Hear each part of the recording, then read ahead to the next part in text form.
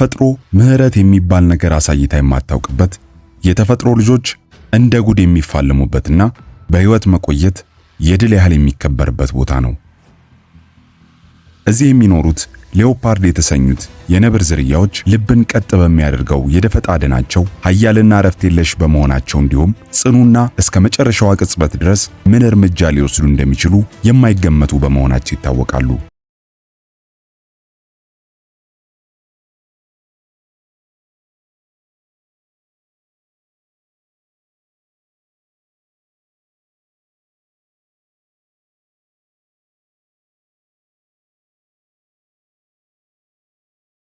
ሁሉ በላይ ደግሞ ብቸኛ አዳኞች በመሆናቸው የሚታወቁት ሌኦፓርዶች በሳቫና የሳር መሬቶች ላይ ተወልደው አይናቸውን ከሚገልጡበት የህይወት ጅማሯቸው አንስቶ በሚኖራቸው ቆይታ ዱሩን የሚያስጨንቁትም ሆነ በሳቫና መሬቶች በሚከሰቱ ስንክሳሮች የሚጨነቁት እንዴት ይሆን? ብቸኛ አዳኞቹ ከሌሎች የሳቫና ምድር አዳኝም ሆነ ታዳኝ እንስሳትስ ምን ይደርስባቸው ይሆን? ሰላም ጤና ይስጥልን። በመላው ዓለም የምትገኙ የሎቮፒያ ቲዩብ ቤተሰቦችና ተከታታዮች እንደምን ቆያችሁልን? ዛሬ ብቸኛ አዳኝ ስለሚባሉት ሌኦፓርድ የተሰኙ የነብር ዝርያዎች የዱር ውስጥ አስቸጋሪ ህይወት በዝርዝር በቪዲዮ በታጀበው የጣፈጠ አተራረካችን የምናስቃኛችሁ ይሆናል። ሙሉ ታሪኩን በመመልከት በሳቫና ጡም ተፈጥሮ አይናችሁንና መንፈሳችሁን በማደስ እንድትገረሙና እንድትዝናኑ እየጋበዝን ቪዲዮውን ለፍተን ስለምንሰራው ላይክ በማድረግ ጀምራችሁ እንድታበረታቱን እንዲሁም ቻናላችንን ሰብስክራይብ እና ሼር በማድረግ ድጋፋችሁን እንድታሳዩን በትህትና እንጠይቃለን። አሁን ጉዞ ወደ ሳቫና።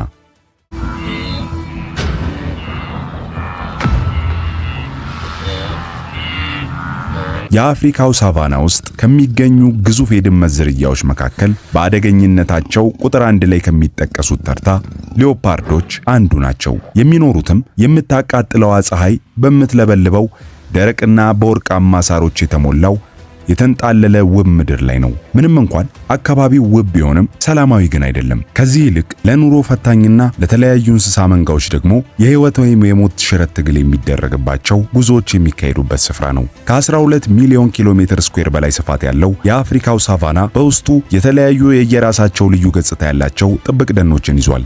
ለአብነት ያህልም በሳር ባህር የተሸፈነውና ጎሾች ብሎም የሜዳ አህዮች በስደተኝነት ፈልሰው የሚኖሩበት የሴሬንጌቲ ጥብቅ ደን አንዱ ነው። ሌላው የማሳይ ማራ ጥብቅ ደን ሲሆን በአንበሳ መንጋዎች የተሞላ በመሆኑ ይታወቃል። በእነዚህ የሳቫና መሬቶች ላይ የሚኖር እያንዳንዱ እንስሳ የራሱ የሆነ የሚጫወተው ሚና አለው። ቀጭኔዎች የረጃጅም ዛፎችን ቅጠሎች ይመለምላሉ። ጎሾች የጦርን ያህል በሰላው ቀንዳቸው መንጋቸውን ከጥቃት ይጠብቃሉ። እንዲሁም ብቸኛዎቹ አዳኞች የሚባሉት ሌኦፓርዶች ተደብቀው የሚኖሩት በእነዚህ መሬቶች ላይ ነው። ሌኦፓርዶች የሳቫና ንጉሶች ባይሆኑም ግን እስስታይ የሆኑ ወይም ከአካባቢያቸው ጋር ተመሳስለው በመደበቅ ሊቅ የሚል ስምን ያተረፉ አውሬዎች ናቸው። ለብቻቸው የሚያድኑት እነዚህ አውሬዎች አደን ላይ የሚያሳዩት የመጥመዝመዝና የመተጣጠፍ አቅም ያልተጠበቀ ግርምትን የሚያጭር ነው። ይህ ሁሉ ብቃትና አቅም የመጣው ከየት ነው ለሚለው ጥያቄ ምላሽ ለመስጠት የሌኦፓርዶችን ከውልደት እስከ እድገት ያለ የህይወት ጉዞ መመልከት ይግድ ይላል። ሙቀቱ እስከ 40 ዲግሪ ሴንቲግሬድ በሚደርስበት እንዲሁም እያንዳንዱ ፍጥረት ለእያንዳንዱ አስተንፋስ በሚቃተትበት በዚህ ቦታ ለብቸኛዎቹ ሌኦፓርዶች መኖር ምን ያክል ከባድ እንደሆነ ለመገመት አያዳግትም። የሌኦፓርዶች ሰውነት የተፈጥሮ ድንቅ መገለጫ ሲሆን ወርቃማ መደብ ካለው ባለ ጥቁር ነጠብጣብ ቆዳቸው ስር ተጣጣፊ የሆኑ ድንቅ ጡንቻዎች አሏቸው።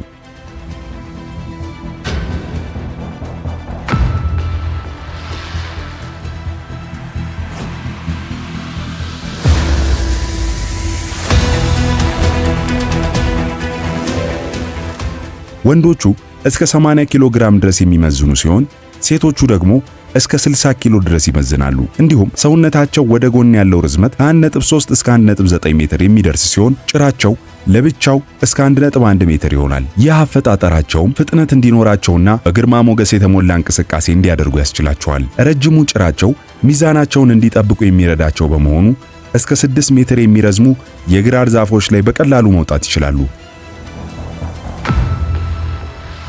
የማየት ችሎታቸው ከፍተኛ ሲሆን የሳቫና መሬት በሚጨልምበት ጊዜ አይኖቻቸው ልክ እንደ ከዋክብት ያብረቀርቃሉ። ሌኦፓርዶች በጨለማ ውስጥ ያላቸው የማየት አቅም ከሰው በ7 እጥፍ የሚበልጥ መሆኑ ጨለማን ለፈለጉት ነገር እንደ አጋር እንዲጠቀሙበት ያስችላቸዋል። ነገር ግን የቡድን ጓደኛ እምብዛም የሌላቸው ሌኦፓርዶች በህይወት ለመቀጠል ቀላል ባልሆነው አካባቢ ውስጥ ደመነፍሳቸውና ብቃታቸው ለመኖራቸው ዋስትና የሚሰጡ ብቸኛዎቹ ማረጋገጫዎች ናቸው። እነዚህ አውሬዎች በግዛትነት ከ18 ኪሎ ሜትር ስኩዌር እስከ 129 ኪሎ ሜትር ስኩዌር የሚሸፍን ቦታን የሚቆጣጠሩ ሲሆን ዕድሜያቸውን የሚያሳልፉትም ግዛታቸውን ከጠላት ጠብቀው በማስከበር ሥራ ላይ ነው። ግዛታቸውን የሚከልሉትም በግዛታቸው ውስጥ የሚገኙ ዛፎች ላይ የጥፍር አሻራቸውን በማኖርና በተፈጥሮ ከእጢዎቻቸው ውስጥ በሚመነጨው ጠረናቸው ለጠላቶቻቸው ማስጠንቀቂያን በመስጠት ነው።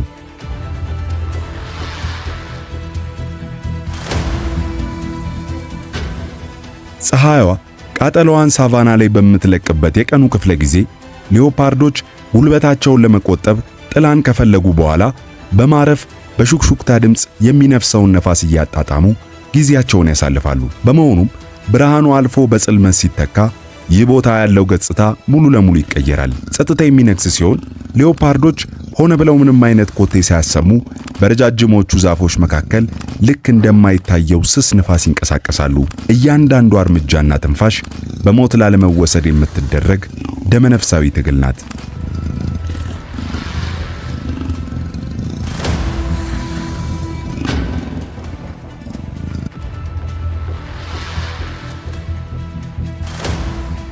በአብዛኛው እንደምናስበው አንድ ሌኦፓርድ በሚወለድበት ወቅት ጠንካራ አዳኝ ሆኖ አይወለድም። ከዚህ ይልቅ ደካማ፣ ማየት የተሳነውና በቀላሉ የሚጠቃ ሰለባ ሆኖ በአደገኛ ነገሮች የተሞላውን ምድር ይቀላቀላል። አዲስ በተወለደው ሌኦፓርድ የተጨፈኑ አይኖች ብርሃን ዘልቆ ስለማይገባ የተወለደ የመጀመሪያው ሰሞን ላይ ምንም ነገር መመልከት አይችልም። የማየት ችሎታ መኖርን ወይም መሞትን ሊያስከትል በሚችልበት በዚህ ቦታ የተወለደው ሌኦፓርድ ማየት አለመቻሉ የተፈጥሮ መራሩ ፈተናው ነው። የሌኦፓርድ ደቦሎች ከተወለዱ ከ7 እስከ 10 ባሉት ቀናት ውስጥ አይኖቻቸው እስኪገለጡ ድረስ በትዕግስት መጠበቅ ይኖርባቸዋል። አይኖቻቸው እንደተገለጡም ቢሆን አካባቢያቸውን የሚመለከቱት ባልጠራ ወይም በደበዘዘ እይታ ነው። የማየት ችሎታቸው ሙሉ በሙሉ እድገቱን ለማጠናቀቅ 4 ሳምንታትን ይወስዳል። ማንንም ቆሞ የማይጠብቀው የሳቫና የሩጫ ሕይወት ደቦሎቹ አይናቸውን እስከሚገልጡ ስለማይታገስ በቶሎ ከአካባቢያቸው ጋር መላመድና ደመነፍሳቸውን መጠቀማቸው የግድ ይላቸዋል። ደመነፍሳዊ ችሎታቸው በውልደት የሚወርሱት ነገር ብቻ ሳይሆን በእያንዳንዱ የሕይወት ቆይታቸው የሚያዳብሩት ልዩ ብቃት ነው። ደቦሎቹ ማየት በማይችሉባቸው ጊዜያት ስል ጆሮዎቻቸውንና ፈጣኑ አፍንጫቸውን ተጠቅመው የሳቫና መሬትን ስለመረዳት ይማራሉ። ደቦሎቹ ከ1.5 እስከ 2.4 ሜትር የሚረዝሙት ሳሮች፣ ነፍሳቶች ወይም በአካባቢው የሚያልፉ የተለያዩ ፍጥረታት ኮቴ የሚፈጥሩትን ድምፅ በተደጋጋሚ ስለሚሰሙ የማዳመጥ ችሎታቸው በፍጥነት ያድጋል።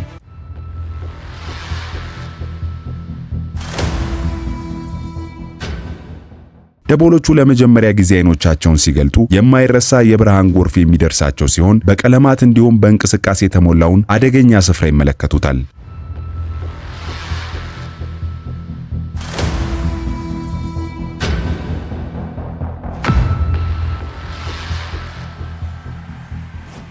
ቀስ በቀስ ጥርት አድርጎ ማየትን የሚማሩት የሌኦፓርድ ደቦሎች የሕይወት ጅማሮ ትምህርታቸውን ማለትም ጆሮቻቸውንና አፍንጫዎቻቸውን በሳቫና ውስጥ ወሳኝ መሳሪያዎቻቸው ስለመሆናቸው የተማሩትን በፍጹም አይረሱትም።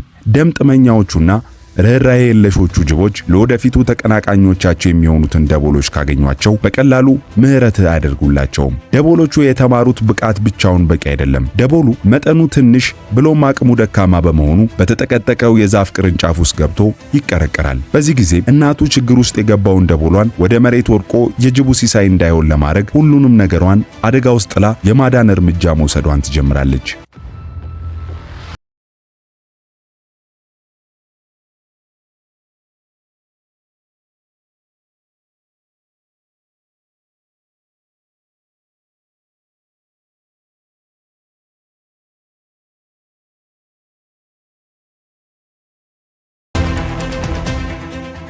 እንደመታደል ሆኖ ሌኦፓርዶች የዛፍ ጫፍ ላይ ወጥተው እንደ ልባቸው መንቀሳቀስና መቀመጥ የሚችሉ በመሆኑ ደቦሏን ካሰፈሰፈችው ጅብ ታድነዋለች።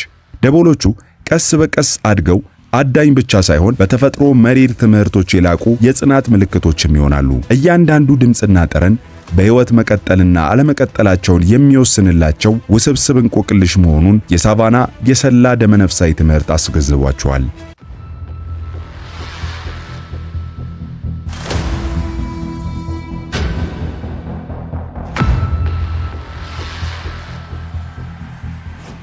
ደቦሎቹ የአደን ክህሎት ትምህርታቸውን የሚወስዱት እናታቸውን በትኩረት በመመልከትና ያደረገቻቸውን ነገሮች በሙሉ በመኮረጅ ነው። የተማሩትንም በሳር ውስጥ ራሳቸውን ከአካባቢው ጋር አመሳስለው የመሳብ ጥበብ በተግባር መለማመድ ይጀምራሉ።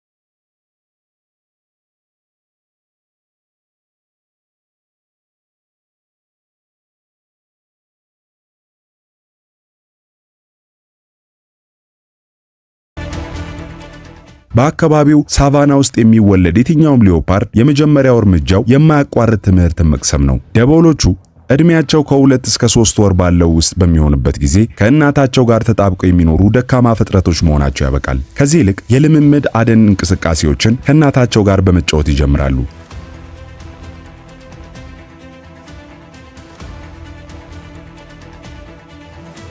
ይህም ማለት በዛፍ ግንድ ከተከለሉ በኋላ በዝግታ ወደ እናታቸው በመቅረብና ወደ እሷ በመስፈንጠር የሚደረግ ልፊያ ነው። ይሁን እንጂ የደቦሎቹ እንቅስቃሴ የክህሎት ማነስ ስላለበት በፍጥነት በእናታቸው ቁጥጥር ስር ይወድቃሉ። እናትየው ለልጆቿ የደፈጣ ክህሎትን ብቻ ሳይሆን ታዳኛቸው እንዳያመልጣቸው እንዴት መከላከል እንደሚችሉም ታስተምራቸዋለች። ደቦሎቹ ወደ ላይ በሚዘሉበት በእያንዳንዱ ቅጽበት ሰውነታቸውን መቆጣጠርና ሚዛናቸውን መጠበቅን የሚማሩ ሲሆን ይህም በወፋፍራሞቹ ዛፎች ተጠልፈው ከመውደቅ ይጠብቃቸዋል። እነዚህ ያልተቋረጡ የጨዋታ ስልጠናዎች የደቦሎቹን ጡንቻዎች ያጠናክራሉ፣ ቅጽበታዊ ምላሽ መስጠትን ያስተምሯቸዋል፣ እንዲሁም ድምፅ ሳያሰሙ የመንቀሳቀስ ችሎታቸውን ያጎለብቱላቸዋል። በቁጥቋጦዎች ተከልለው ደፈጣን መጫወታቸው አሊያም እርስ በርሳቸው ወይም ከእናታቸው ጋር በሚያደርጉት የትግል ልፊያ የጥፍሮቻቸውን ጉልበት መጠንንና ንክሻቸውን መቆጣጠርን ይማራሉ። ደቦሎቹ በሚያደርጓቸው ጨዋታዎች የማየት ችሎታቸውን የሚያጠናክሩ ሲሆን ደህንነታቸው የተጠበቁ መንገዶችን መፈለግና ርዝመታቸውን ማስላትን ይማራሉ። እነዚህ ትምህርቶች ደቦሎቹ የአደን ዘዴዎችን የሚለማመዱባቸው አጋጣሚዎች ብቻ ሳይሆኑ ለወደፊቱ ብቸኛ አዳኞች በሚሆኑበት ጊዜ የግድ የሚያስፈልጋቸውን የትዕግስት ባህሪን ለመገንባትም ነው። የጨዋታ አደን አዳኝ የሆኑ ወላጆች አውሬዎች ለልጆቻቸው በሕይወት ለመቆየት የሚያስፈልጓቸውን ክህሎቶች የሚያስተላልፉበት የተሻለው ዘዴ ነው። እነዚህ ደቦሎች በልጅነታቸው የሚቀስሟቸው ትምህርቶች የሚያጠናክሩት ጡንቻዎቻቸውን ብቻ ሳይሆን ጠንክሮ የመስራት ጽናታቸውን ጭምር ነው። ከዚህ በተጨማሪም ስኬት ሁልጊዜ በጉልበት የሚመጣ ነገር ሳይሆን የብልሃት፣ የእርጋታና የትዕግስት ድምር ውጤት ስለመሆኑ የሚያረጋግጡ ናቸው።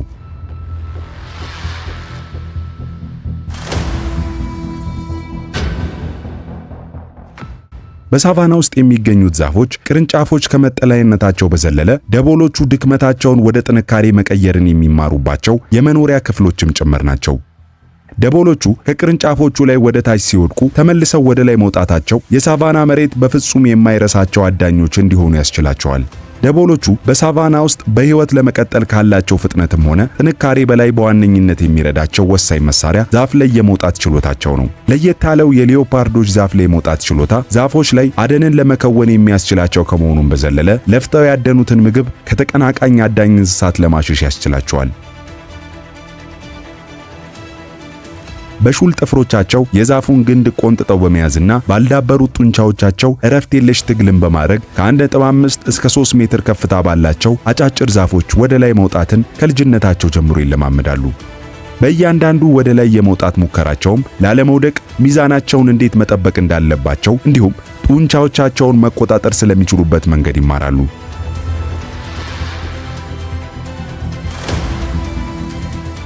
ነገር ግን ዛፍ ላይ መውጣት ከሚማሯቸው ጥበቦች ግማሹ ሲሆን የተቀረው ደግሞ አካላቸውን ከአካባቢያቸው ጋር በማመሳሰል የመደበቅ ጥበብ ነው። ሳቫና ይሁኝ የሚባልበት ስፍራ አይደለም፣ ምክንያቱም ጎልቶ መታየት ውጤቱ ለአደጋ መጋለጥ ሊሆን ይችላል። ደቦሎቹ ያላቸው ቆዳ ከአካባቢውም ሆነ ከዛፍ ቅጠሎች ጋር ለመለየት በሚያስቸግር መልኩ እንዲመሳሰሉ ያስችላቸዋል። ሌኦፓርዶች ዕድሜያቸው ከ8 ወር እስከ 1 ዓመት ባለው ውስጥ ሲሆን ወደ ጉልምስናቸው ጉዞ ለማድረግ የሚያስችላቸውን ወሳኙን እርምጃ ማለትም የመጀመሪያ አደናቸውን ያከናውናሉ። በዚህ ዕድሜ ላይ የጨዋታው አደን ጊዜ የሚጠናቀቅ ሲሆን አሁን ሕይወትና ሞት የአፍና የአፍንጫ ያክል የተቀራረቡበት እንዲሁም እስከ ዛሬ የተማሯቸውን ክህሎቶች በማጣመር ለመጀመሪያ ጊዜ እውነተኛ አደንን የሚተገብሩበትና ለብቻቸው መኖር ይችሉ ስለመሆኑ የሚፈትሹበት ሰዓት ነው። ይህ ደቦል በማይሰሙ የእግር ኮቴዎቹ በረጃጅሞቹ ሳሮች መካከል ወደ ታዳኙ ተጠግቶ በመስፈንጠር ሊይዘው የቻለ ቢሆንም ግን ታዳኙ ያመልጠዋል።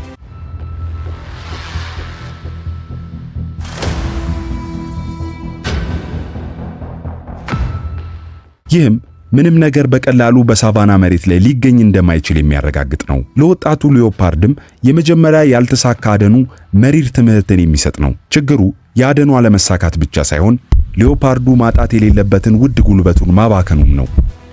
ሳቫና በየጊዜው የሚቀያየር ስፍራ ስለሆነ ሌኦፓርዶችም ከለውጦቹ ጋር ያለማቋረጥ መስማማታቸውን መቀጠላቸው የግድ ነው። በጨለማ ውስጥ የሚሰሙ ትናንሽ ድምጾችን እንደማዳመጥ፣ ታዳኛቸውን እንደማንበብና እንደ አስፈላጊነቱ የጥቃት ዘዴዎቻቸውን እንደመቀየር ያሉ ክህሎቶቻቸውን ማዳበራቸውን መቀጠል ያስፈልጋቸዋል።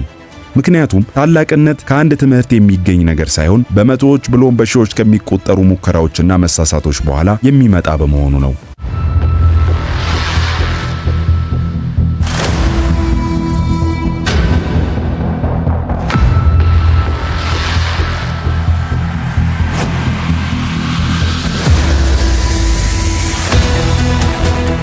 ለሌኦፓርዶች አደንን የመማር ሂደት ክህሎታቸውን የሚያሳድጉበት ብቻ ሳይሆን የጽናታቸውና ከነገሮች ጋር ያላቸው ለማዳነት ማረጋገጫም ነው። በጊዜ ሂደት ባላቸው ትዕግስት ላይ የላቀ ደረጃ የሚደርሱ ሲሆን ብቃታቸው ያለማቋረጥ እየተሻሻለ የሚሄድና ንቁ ቀልጣፋ አዳኞች ይሆናሉ።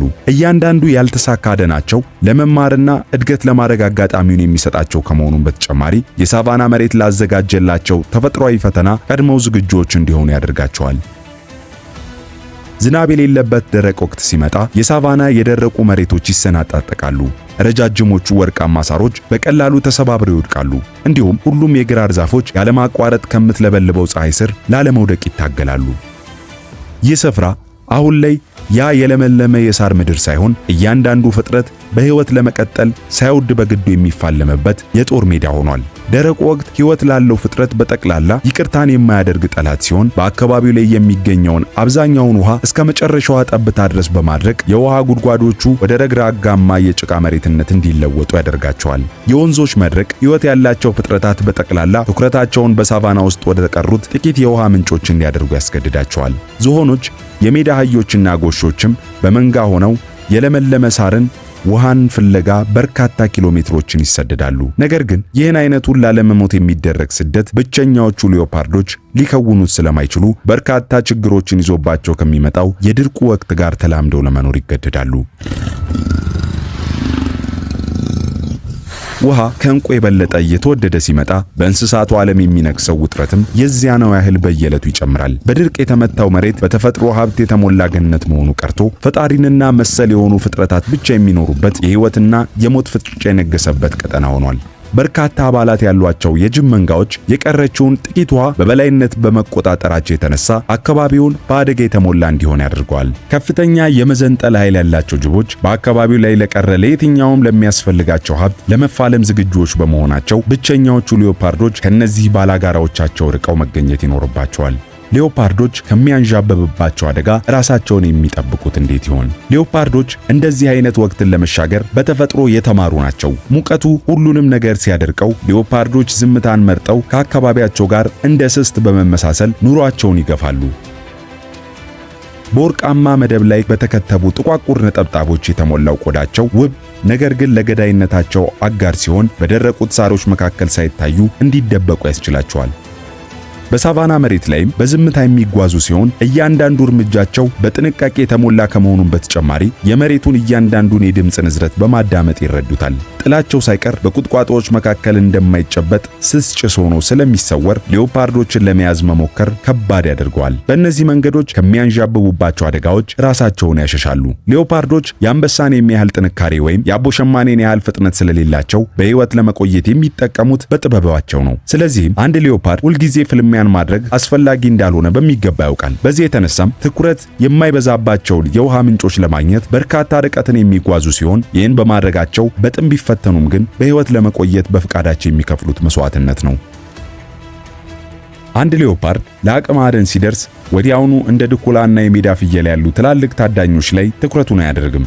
ከዚህ ይልቅ እንደ ጥንቸል ባሉ ትናንሽና ቀላል ሰለባዎች ላይ ያነጣጥራል። ጥንቸሎች ትንሽ ሆኖም ንቁና ቀልጣፋ ፍጥረቶች ሲሆኑ ክብደታቸው ከ1.3 እስከ 2.2 ኪሎ ግራም ሊመዝን ይችላል። ደንግጠው ለጥቃት ምላሽ በሚሰጡበት ጊዜ እስከ 1 ሜትር የሚሆን ርቀትን በረጃጅሞቹ ሳሮች መካከል ወደ ላይ ይዘላሉ። ያላቸው የሩጫ ፍጥነት የየትኛውንም አዳኝ ትኩረት ለመስረቅ በቂ ነው። ነገር ግን ለሌኦፓርዶች ከትላልቅ ታዳኞች ይልቅ ጥንቸሎች የመጀመሪያ አደናቸውን ለመከወን ተስማሚ ምርጫዎች ናቸው። ሌኦፓርዶች ጥንቸልን ለማደን የሚያስፈልጋቸው መሳሪያ በአግባቡ መደበቅ እንጂ ጥንካሬ አለመሆኑን አሳምረው ያውቁታል። ስለዚህም በአደን ወቅት ሌኦፓርዶች በረጃጅሞቹ ሳሮች ውስጥ ድምፅ የሚባል ነገር ሳያሰሙ በጥንቃቄ እየተሳቡ መጠጋታቸው ግድ ነው።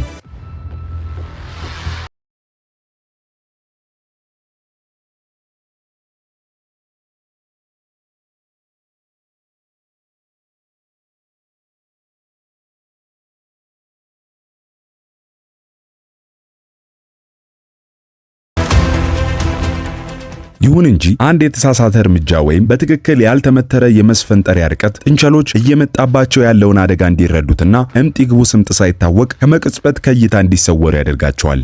ሌኦፓርዶች ለመጀመሪያ ጊዜ ጥንቸልን ለማደን ከሚያደርጓቸው ሙከራዎች 60 ከመቶ የሚሆኑት የሚሳኩ መሆናቸው እነዚህን ቀላል ነገር ግን ወሳኝ አደኖች ከልምምድነታቸው በዘለለ ለከባዱ አደን የመረማመጃ ደረጃዎች እንዲሆኑ ያደርጋቸዋል። ለሌኦፓርዶች የመጀመሪያው ስኬታማ አደን ልክ ከረጅም ሌሊት በኋላ ብቅ እንዳለች የማለዳ ወጋገን የሚፈጥርላቸው ደስታና በራስ የመተማመን መንፈስ ከፍተኛ ነው።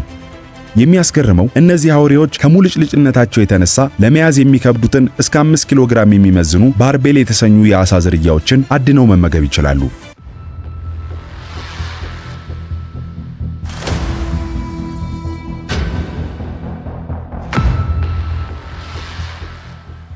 ለሌኦፓርዶች በምሽት አደንን መከወን ምቹ ሲሆን ጠንካሮቹ ጡንቻዎቻቸውና ለነገሮች የሚሰጡት ቅጽበታዊ ምላሽ የውሃ ውስጥ የአደን ትግልን በሚያደርጉበት ጊዜም ጭምር ይረዷቸዋል። አውሬዎቹ እንደ ዓሳ ያለ ትንሽ ሆኖም አስቸጋሪ የሆነን ታዳኝ በሚይዙበት ወቅት ሊያመልጥባቸው የሚችልባቸውን የተለያዩ መንገዶች በማገድ ጥንካሬያቸው ላይ ብቻ ሳይሆን ዘዴኝነታቸውም ላይ ጭምር ይመረኮዛሉ።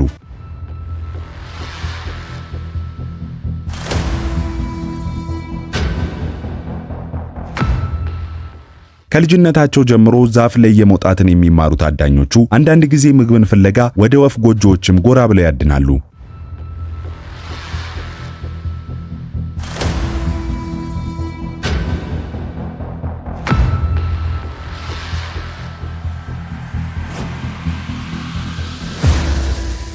ሳቫና በየዕለቱ ከሚያመጣቸው ለውጦች ጋር እኩል የሚራመዱ ፍጥረታትን አጥብቆ የሚሻ ቦታ ከመሆኑ አንጻር እነዚህ ጀማሪና ወጣት አዳኝ አውሬዎች በሕይወት ለመቀጠል ከትንሹ ታዳኝ ጀምሮ ወደፊት እስከሚጠብቋቸው ትላልቅ ብሎም ፈታኝ ታዳኞቻቸው ድረስ አደንን መከወን እንዳለባቸው በሚገባ ተገንዝበውታል። ቀጣዮቹ ድኩላዎች ሲሆኑ ከእስካሁኖቹ ታዳኞች በግዝፈታቸው የሚተልቁና በጣም አደገኞችም ናቸው። ድኩላዎች ሳቫና ውስጥ በከፍተኛ ሁኔታ የተለመዱ ታዳኞች ሲሆኑ ለሌኦፓርዶች እንደ መሰረታዊ የምግብ ምንጭነት ይጠቅማሉ።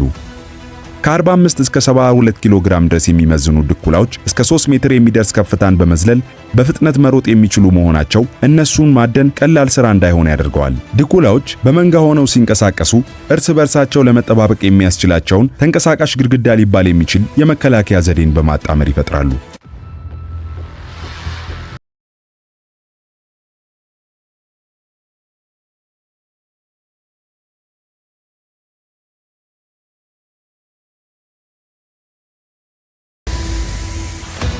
ሌኦፓርዶች ድምጽ የድኩላ ውስጥ ጠላት ስለመሆኑ አሳምረው ስለሚያውቁ በረጃጅሞቹ ሳሮች መካከል ያለ ኮቴ በስሱ እየተራመዱ ይጠጓቸዋል።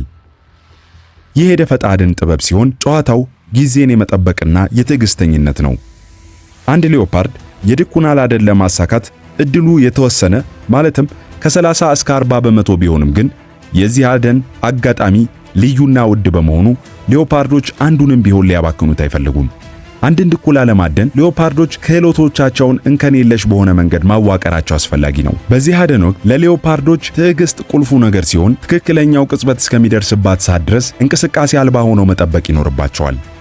ትክክለኛው ቅጽበት ማለት ነፋሱ መንፈሱን፣ ቅጠሎች ደግሞ መንኮሻኮሻቸውን የሚያቆሙበት ሲሆን ለሰከንድ ድኩላዎቹ ጥንቃቄ ማድረጋቸውን ከተዘናጉና ዘና ማለት ከጀመሩ ሌኦፓርዱ ለመስፈንጠር የሚረዱትን ጡንቻዎች በጠቅላላ ተጠቅሞ ካደባበት ወደ እነሱ ይስፈነጠራል። ክስተቱ የኃይል ፍንዳታ ከመሆኑን ባሻገር ሌኦፓርዱ የሚከውነው መስፈንጠር የመብረቅ ብልጭታን ያክል ፈጣን ነው። ሰለባ የምትሆነው ድኩላም ከመብረቅ ለፈጠነው ጥቃት ምላሽ የመስጫ ጊዜ ስለማይኖራት ሞት ብቸኛና የመጨረሻ አማራጯ ይሆናል።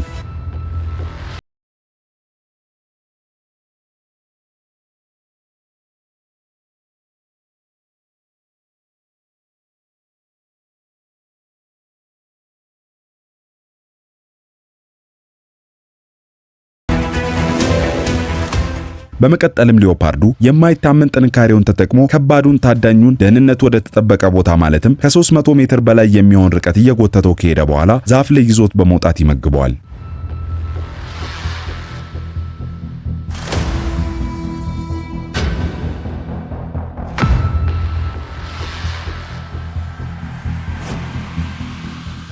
በጠራው ሰማያዊ ሰማይ ስር በቦትስዋናና በደቡብ አፍሪካ ድንበር መካከል ተዘርጥቶ በሚገኘው የካላጋዲ ትራንስ ፍሮንቲየር ብሔራዊ ጥብቅ ደን ላይ የወጣችው ኃይለኛ ፀሐይ አካባቢውን እየደበደበችው ነው። አሁን በዚህ ስፍራ ላይ አንድ አደገኛ ድራማ ድርሰቱ ተጠናቆ ለትወና ሊበቃ ነው። ሌኦፓርዱ እያንዳንዱን እርምጃውን በዝምታ በታጀበ ዝግታ በተለምዶ የደቡብ አፍሪካ ሚዳቋ ተብለው ወደሚጠሩት ምስኪን ታዳኞች መንጋ በተለይም አይኑን ወደ ጣለባት የመንጋው አባል አድብቶ እየተጠጋ ነው። ታዲያ የዚህ አውሬና የምስኪኗ የደቡብ አፍሪካ ሚዳቋ መጨረሻ በምን ይጠናቀቅ ይሆን? ሌኦፓርዱ ያላሰበው ነገር ይገጥመው ይሆን ወይስ እንደ ልማዱ በቁጥጥር ስር ያውላታል? ከዚህ በኋላስ ሌኦፓርዱ በሌሎች እንስሳት በቡድን ከመደብደቡ በዘለለ ምን ፈተናዎችን ያስተናግድ ይሆን? ክቡራንና ክቡራት በመላው ዓለም የምትገኙ የሉኦፒያ ቲዩብ ቤተሰቦችና ተከታታዮች የዚህን ቪዲዮ የመጨረሻና በልብ አንጠልጣይ ትዕይንቶች የተሞላ ቀጣይ ክፍል በክፍል 2 መሰናዷችን ይዘንላችሁ እስከምንመለስ ላይክ፣ ሰብስክራይብ እና ሼር እያደረጋችሁ እንድትቆዩልን በትህትና እየጠየቅን ለዛሬ እዚህ ላይ ያበቃን። ቸር ቆዩልን።